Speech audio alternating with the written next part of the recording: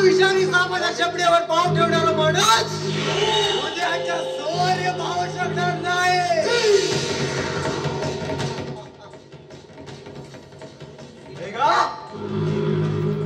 अजून विचार कर, माझा स्वाधीन हो.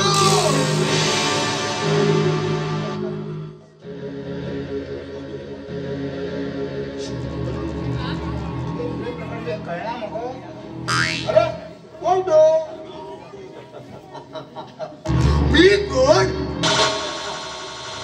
विषारी साप. या मुन्नाबाईचा नाव ओळखणारा माणूस या जगात कोण आहे? या मुन्नाबाईचं नाव घेतल्यावर मोठा तातडीला मुलं सुद्धा रडून थरथरायला लागतात. तू विचारतो मी कोण?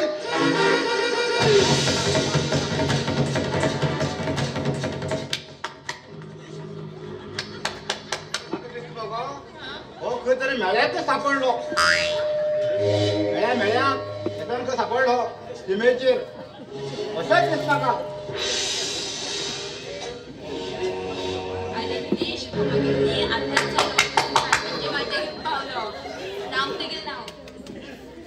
रामू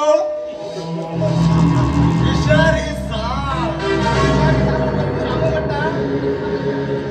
रामू विमो कोण लागणार नाही या मुन्नाबाईच्या समोर.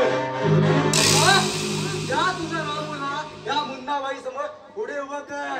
या रामूच्या एकच मोठ्यात ही नाव आहे सत्य.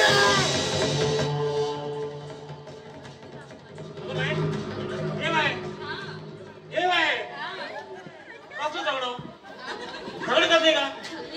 तुम्ही झगड बी गेला बघा. तुम्ही झगड बी गेला हडला आवाज चढेल मग एकदा.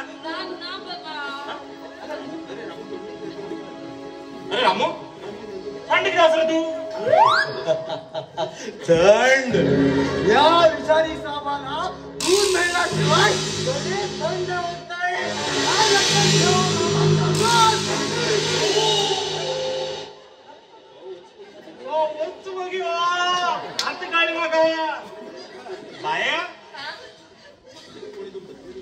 तुम्ही कोणी तकलेर बी किती मारिले बरे कर याद करा.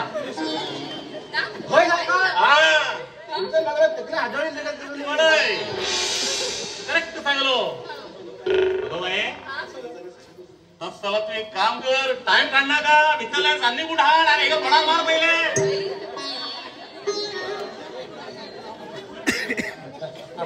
एकदा त्या फुलावर नजर टाकली तर ते फुल या मुन्नाबाईच्या झाडात पाहिजे. नाहीतर सापाच्या शेपटीवर पाव ठेवला. साप पडलो. मामा तू असेल मातीत पळत राह. ना तू पळे ना पाय घातून मागील पण पहिला ही मराठी नाटक पळेता. जाडवकांचा ही मराठी नाटक लायला चल भीतर. शाळेत गेला दोन बसाला खात चालू. मामेकडे अरे नंतर काम असत बरोबर भाज्या सात वाज चल बघी. काटाकडे वाढ घे माका. मामा चल रे पाहिजे चल रे चल नागसोड.